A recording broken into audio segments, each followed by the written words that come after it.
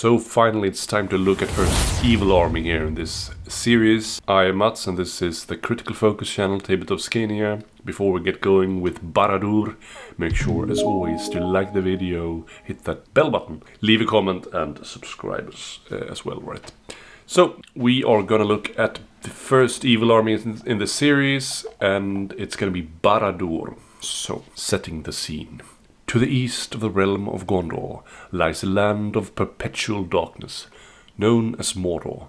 The skies are filled with choking clouds of volcanic ash from the mountains of fire, and the very air is a poisonous fume.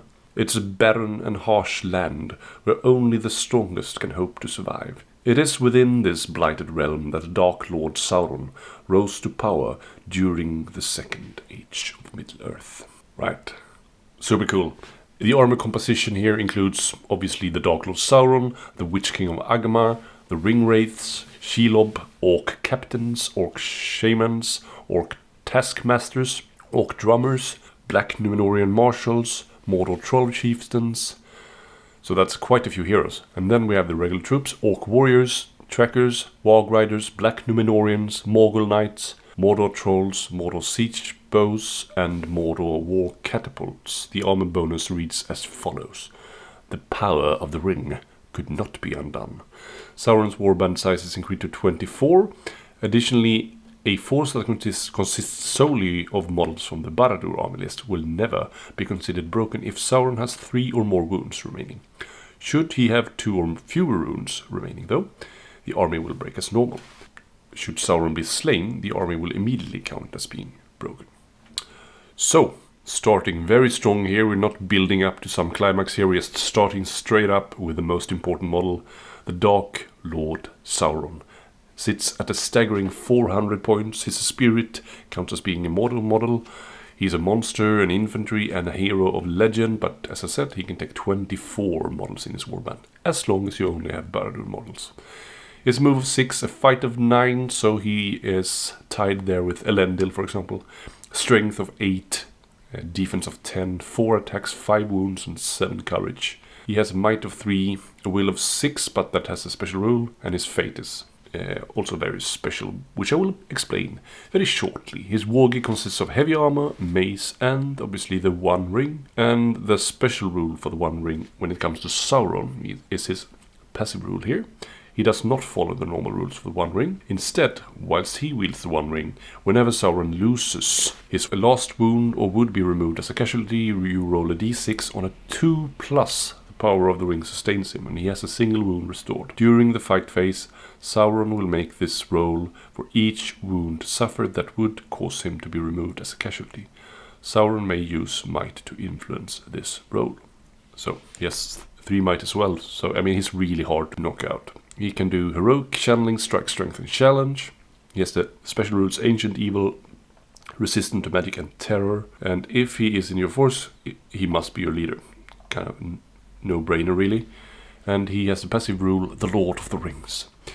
As a student of Morgoth, he possesses an expert knowledge in magic. He can spend a single point of will each turn without reducing his own store. So something we see in Saruman, for example. He has the unstoppable, brutal power attack. Instead of striking as normal, Sauron can instead make 1 strength 8 hit on every model involved in the same fight, including spear and pike supports.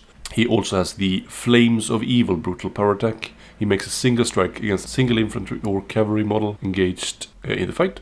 If the model is a cavalry model, then only the rider will be affected. If the model is fortunate enough to survive, even if they did not suffer a wound, then the target is also set ablaze. Remember that this also inflicts 1 strength 9 hit on the poor model that Sauron now has in his grasp. He can do 6 different medical power attacks, all but 1 have a range of 18. He can do Drain Courage on a 2+, Transfix on a 2+, Compel on a 3+, Instill Fear, that's a range 3 one.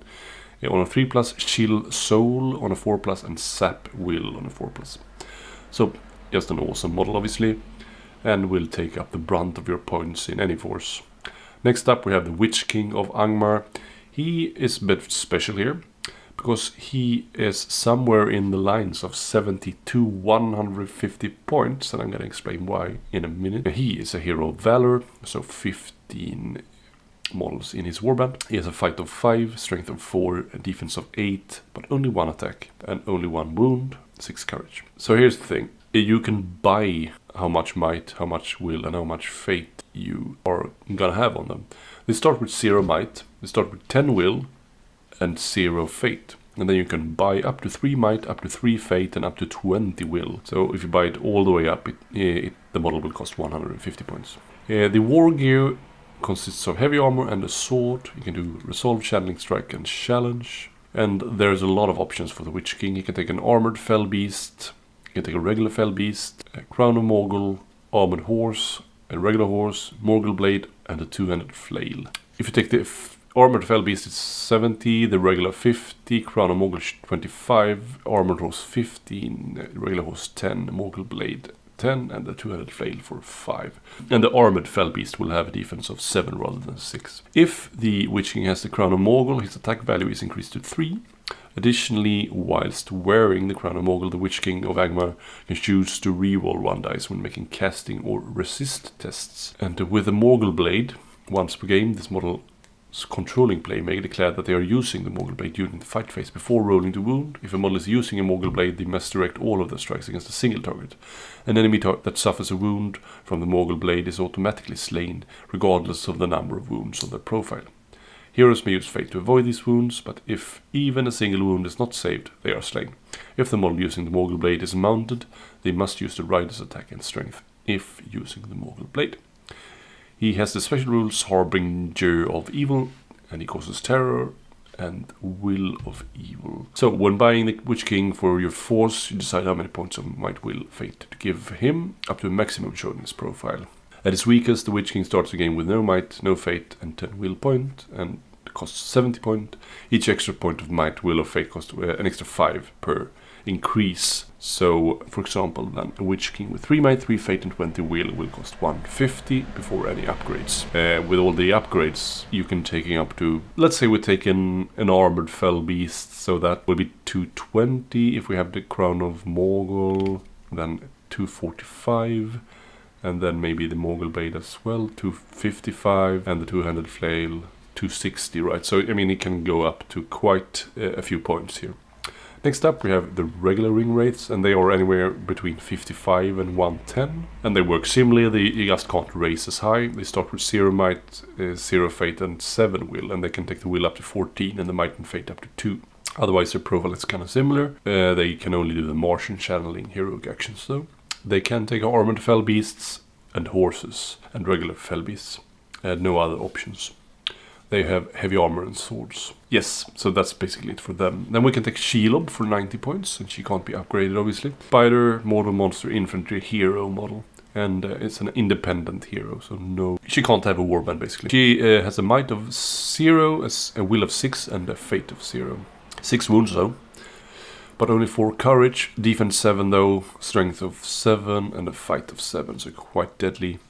And is equipped with large venomous fangs. She has the monstrous charge special rule, so she will knock cavalry. Survival instincts, swift movement, terror, and venom. And she has the brutal power attack, caught in a web. Instead of striking as normal, Shelob can instead opt to direct a single strike at one model involved in the fight. This model may not be a monster. The chosen model suffers 1 strength 7 hit. If the model is wounded and the wound is not prevented by fate, the model is treated as being under the effect of the paralyzed medic spell.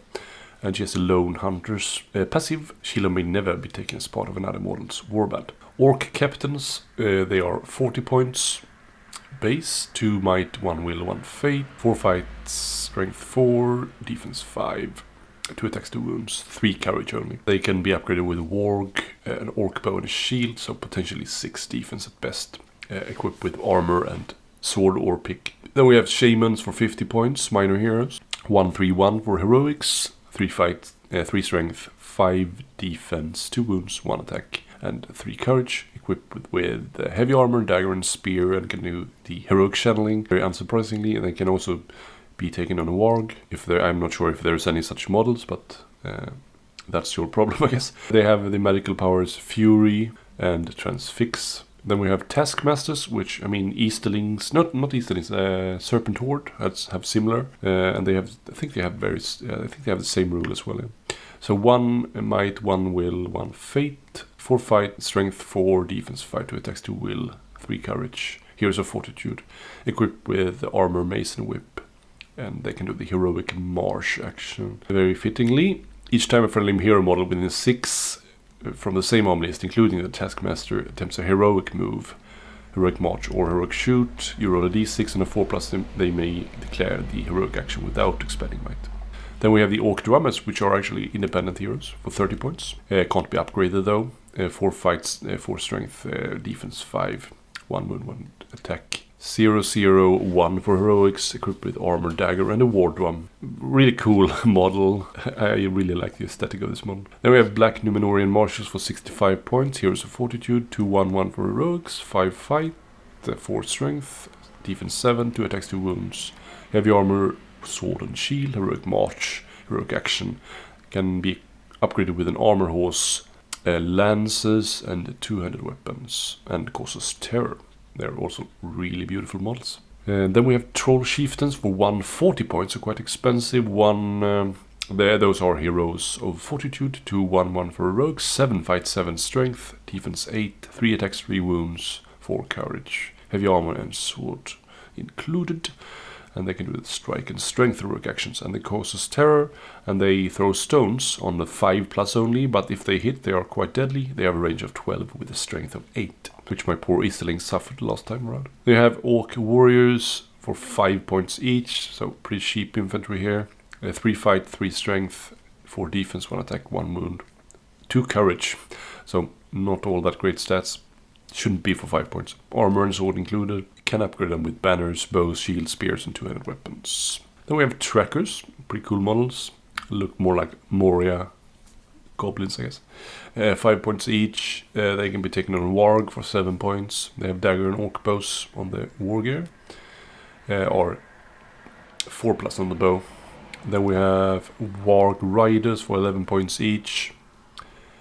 They are 3 fight, 3 strength, 4 defense, 1 attack, 1 wound, 2 courage. So very similar. Banners, bows, shields, and throwing spears you can take for them. They have armor, sword, and wog. Then we have Black Numenorians, which are super cool. Basically like the Mouth of Sauron, right? They are 4 fight, 3 strength, defense 6, 1 attack, 1 wound, 4 courage, heavy armor, sword, and shield included, and can be upgraded with war horns and banners. Causes terror. Then we have Morgul Knights, which are kind of my favorites. They are 18 points each. They have heavy armor, sword, lances, shields, and armored horses. And you can option them to have war horns and banners. And they cause terror. 4 fight, 3 strength, 6 defense, 1 attack, 1 wound, 4 courage. Then we have Mordor Trolls for 100 points each. 7 fight, 7 strength, 7 defense, 3 attacks, 3 wounds, 4 courage, armor, and either a hand and a half sword, hand and a half club, or hand and a half hammer. So kind of versatile there. So it's good that it's not a 2-handed, that you can kind of choose depending on the situation. And they can also take war drums for 30 points. And they also cause terror and throw those same stones as the chieftain did, on the same accuracy and lethality. Then we have Mordor Siege Bows for 50 points. They are strength 9, defense 3 wounds. And the crew consists of 3 orc warriors with armor and shields. And one of the crew is automatically the siege veteran. As we have seen before in similar entries, you can upgrade one of the siege veteran to be the engineer captain for 40 points. And you can also take the flame ammunition for 15, and you can take additional crew for 5 points each. It has the piercing shot special rule.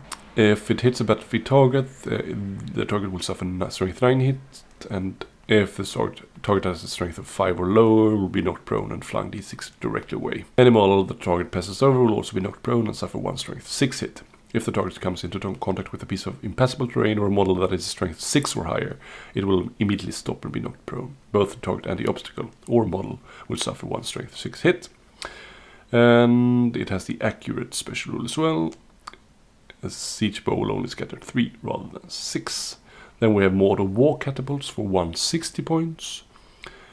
It has a strength of 10, defense 10, wound 4. The crew consists of 3 orcs with armors and sword and a Mordor Troll, all with no additional war gear. One of the orcs is automatically the siege veteran.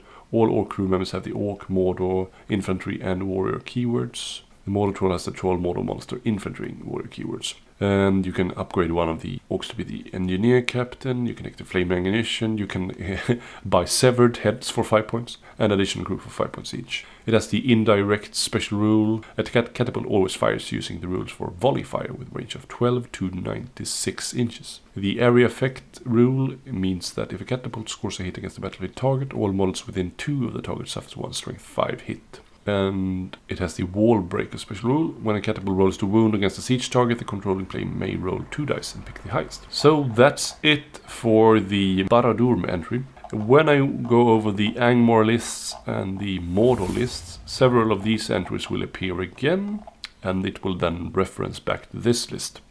So in effect, these other lists will probably be a bit shorter than this one, and I will not go over them 2 times. I will just also reference back to this video. Barad packs quite the punch. It's kind of low on the courage though, but it's not really an issue unless you're not bringing Sauron or if Sauron is down to his last wounds. What more? Quite a few models that causes terror. We have the ring wraiths, the trolls, the like Morgul knights and stuff like that, so it causes terror, so it can really be quite nasty on that charge reduction there. Yeah. So feel free to like, subscribe, hit that bell button and leave a comment as well, right? So I'll see you next time with, yes, Angmar, and then after Angmar, the Mordor list will come. So that's it, folks. And without further ado, take care. Bye.